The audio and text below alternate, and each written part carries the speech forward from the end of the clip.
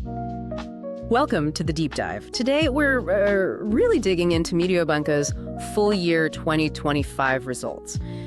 And it's more than just the numbers, isn't it? We're looking at a bank that's, well, aggressively reinventing itself. Some really ambitious moves underway. We've gone through the reports, the commentary, everything to pull out what really matters. Indeed. It's a fascinating story, actually. You've got this blend of, solid financials on one hand and this really quite aggressive M&A strategy on the other. They're actively trying to reshape their whole identity. Yeah. So our mission today, unpack the numbers, understand these big strategic shifts, and figure out what it all means for the bank and, well, for you watching this space. Right. So let's kick things off with those headline numbers for FY25, because Mediobanca, they really delivered a strong beat here. We're not just talking meeting consensus. Earnings per share came in at 1.64. That's better than the 1.62 expected. Full year revenue hit 3,718.8 million, just slightly above estimate, sure, but still a solid 3% year over year increase to profit. 1,330 million, beating the 1,326 million consensus. But the real eye-opener, I think, signaling that transformation is that huge 14.2% jump in fees, over €1 billion, 1,072.4 million to be exact. That really shows the pivot in action. And it's interesting, isn't it? Even with those strong results, the stock actually dipped slightly, 0.31% on the day. And this is key trading volume spiked, about 26% above its 3-month average. Oh, interesting. So what do you make of that? Well, it doesn't automatically spell bad news. I think it suggests investors are really engaging here. They're digesting the good numbers, yes, but also wrestling with the complexity of the strategy, the M&A specifically. So the mood is constructive generally, but definitely tempered by those execution risks ahead. Okay, let's unpack that term they kept using, capital light strategy, because it was everywhere in the call. What exactly does that mean? And how are they managing to drive that fee growth? Because 14% is, well, pretty striking. Sounds like the core of it all. You've hit on the crux of it, absolutely. Yeah. Mediobanca is actively reshaping itself into what they're calling a wealth management-heavy, fee-resilient bank. It's a deliberate shift, a really crucial one, moving away from relying so heavily on net interest income NII. The classic banking spread. Right, the lending versus borrowing profit. Exactly. And this move is smart, particularly now with euro short rates falling. That usually squeezes traditional loan yields, so they're trying to kind of insulate themselves from those wider market swings, build a more resilient base. So if I'm getting this right, they're building a model that's less vulnerable to things like interest rate changes, almost like diversifying their own business against market ups and downs. Makes sense. And how exactly are they fueling that fee growth then? Where's it coming from? It's coming from several places, actually. Okay. Wealth management is a big one. Fees there topped 500 million, up 13%. That's driven by growth in assets under management, AUM, upfront fees from selling structured products, and a big recruitment push. They hired 157 new financial advisors this year alone. Wow, 157. That's significant. It is. And net new money in wealth management was outstanding 11 billion, way above their target. So that's a really strong signal. But it's not just wealth management. Their corporate and investment banking, CIB, also saw a, remarkable 20% jump in fees. Advisory fees hit an all-time high 300 million. And a lot of that came from outside Italy. Really? International growth. Yeah. And a big part of that was consolidating Arma Partners. They specialize in tech and digital advisory, a hot area. Plus, they're expanding geographically a new Frankfurt office for mid-market corporates and launching new markets desks, too. Okay, you mentioned BTP specialist and commodities arbitrage trading. Sounds quite technical. Quick breakdown. What do those mean for fees? Sure. So BTP specialist means they have deep expertise in trading Italian government bonds, buoni del tesoro poligonali. Lets them exploit specific market niches there. And commodities arbitrage, well, that's about profiting from tiny brief price differences in raw materials across different markets or times. Yeah. Both are pretty sophisticated strategies. They generate fees without needing a huge amount of capital tied up, which fits perfectly with that capital light goal. It really does sound like they're building multiple sophisticated income streams, moving beyond just basic lending. But you mentioned NII, net interest income, stayed resilient even with rates falling. How did they manage that? And what about credit quality? Any worries there? Right. Despite those headwinds, Q4 loan yields were down 80 basis points to 5.3%. The NII held up surprisingly well. That was mostly supported by strong trends in corporate and consumer finance, plus good new loan production in CIB. And on the credit quality front, the cost of risk, or CTR, was actually better than expected. came in at 44 basis points for the full year, even lower in Q4 at 35 BPS. Lower is better there, right? Exactly. Lower is better. They put this down to refining their IFRS 9 models. That's how they assess credit risk, and also using some of their overlay headrooms. Basically, extra capital buffers they'd set aside. It suggests pretty strong underlying credit quality. And non-performing loans. The gross NPL ratio stayed broadly flat at 2%. Another sign of, careful risk management. These are definitely strong numbers. But for a bank making such big moves, especially with M&A, how much flexibility does this capital position give them? And what does it mean for shareholders? How are they getting rewarded? It's a balancing act, isn't it? They're clearly keeping a solid capital buffer, but also showing real commitment to shareholder returns. Their CET1 ratio, Common Equity Tier 1, that's a key measure of strength, stood at a healthy 15.1% at year-end, driven by really strong capital generation, 270 basis points. Okay. And they've been active with buybacks. Finished at 385 million one in July, cancel about 20 million shares. And they've already approved another 400 million tranche for October, just waiting on the regulatory nod. So returning cash via buybacks and dividends. Yes, and here's a big shift. For FY26, they confirmed a change in policy, moving from 70% cash dividend, 30% buyback, to 100% cash payout policy. 100% cash. Yeah, it signals a real focus on direct, immediate shareholder returns. Yeah. And looking further out, FY26 to FY28, they're projecting distributing $5 billion in dividends. $5 billion. Huge number.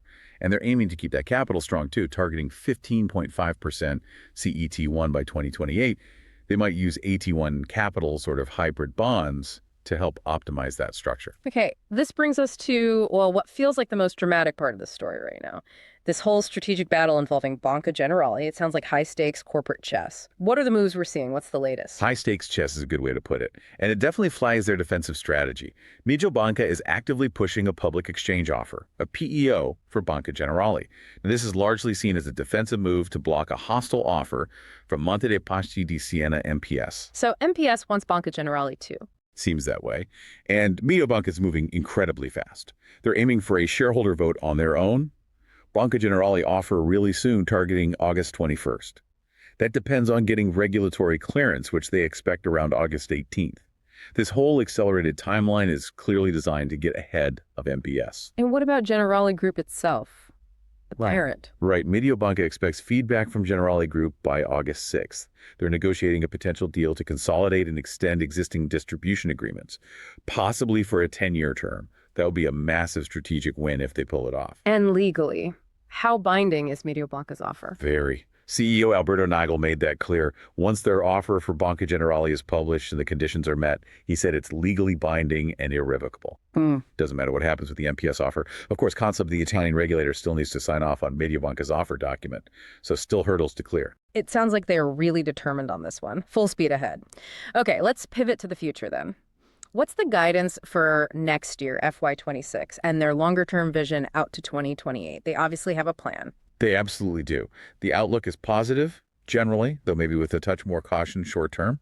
For FY26, they confirmed a net profit target of approximately $1.4 billion. Approximately. So a slight tweak. Yes, a slight tweak down from above $1.4 billion mentioned earlier. They put this down to being prudent on funding costs and maybe a bit cautious on the CIB market outlook. They expect low to mid single-digit revenue growth overall, but high single-digit growth in fees, especially from wealth management. Okay, WM still the engine. Definitely. NII expected to remain resilient, helped by consumer finance. Cost of risk, they reiterated the 55 basis points forecast, but management sounded hopeful they could beat that again like they did in FY25. Right, and capital. CET1 expected around 14.5%. And crucially, they plan to hire over 100 more salespeople, mostly financial advisors, to keep driving that fee growth. And the longer view, to 2028. The targets are ambitious. Revenues of $4.4 billion. 9% recurrent EPS growth that bumps up to 14% on a stated basis, and a recurring return on equity of 17% with that CET1 target of 15.5%.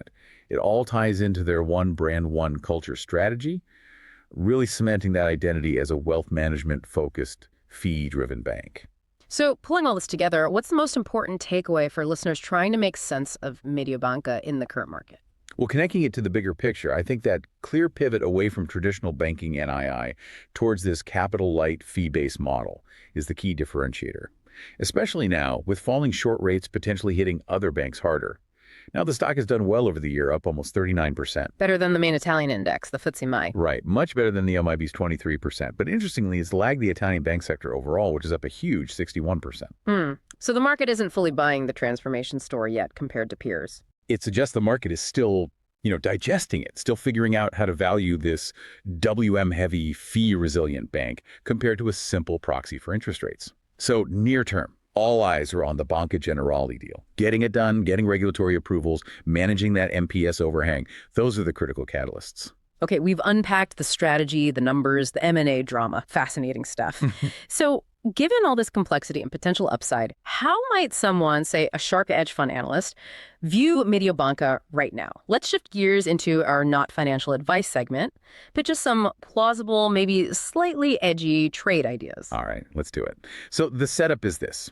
Mediobanca is fundamentally changing its business, pivoting to higher margin, capital-light stuff. And, well, they seem to be delivering, my read. The market might be underappreciating just how powerful the compounding effect of this fee growth could be, especially when you layer on that clear 100% cash payout policy and the ongoing buybacks. That slight dip after the call, probably just short-term noise. Okay, I'm listening. Trade idea number one. Trade idea, #1, a pairs trade. Go long Mediobanca. Short an Italian bank sector ETF, something like the FTSE Italia all-share banks. Long Mediobanca, short the sector. Why? The rationale is differentiation. Mediobanca is actively decoupling itself from being just another Italian bank sensitive to interest rates. Yep. If they succeed with Banca Generali, that cements their WM-heavy, fee-resilient identity even further. You're betting on their specific story and execution against a broader sector that might face more headwinds as rates fall. Plus, that conservative cost of risk guidance they hope to beat, that hints at potential positive surprises the market isn't pricing in. Interesting. Betting on the specific versus the general. Okay, what's trade ID #2? Sounds like you have another one. ID #2 is a bit more aggressive. Long Mediobanca call options. Let's say 12-month expiry, maybe 10-15% out of the money. Okay, call options. So, leveraged upside bet. Explain the thinking. This is a more direct play on getting that Banca Generali deal done successfully, and the market subsequently re-rating Mediobanca as a top-tier European wealth manager. You've got that clear near-term catalyst with the potential shareholder vote on August 21st, assuming regulatory approval comes through around the 18th. If that acquisition goes smoothly, their strategic path becomes much clearer, their fee income more visible, could lead to a significant reevaluation upwards. And the payout policy helps here too. Absolutely. The 100% cash payout and buybacks make it attractive to income investors who maybe haven't jumped in yet. The options give you that leveraged exposure to the potential upside. While your risk is defined, you can only lose what you paid for the options. Right. Leveraged bet on M&A success and a strategic re-rating. Got it. And that wraps up our deep dive into Mediobanca's FY25 earnings. Quite a journey, strong results, a bold strategic shift, and some high-stakes M&A in play. Indeed. Their commitment to that capital-light growth, rewarding shareholders, and being proactive on the M&A front really sets a clear, if complex, path. The next few quarters, watching how the Banca Generali situation unfolds and how that one brand, one culture strategy bids in will be absolutely fascinating. Definitely one to watch. And just a quick reminder, everyone, the information and ideas discussed today are purely for informational purposes. This is not financial advice.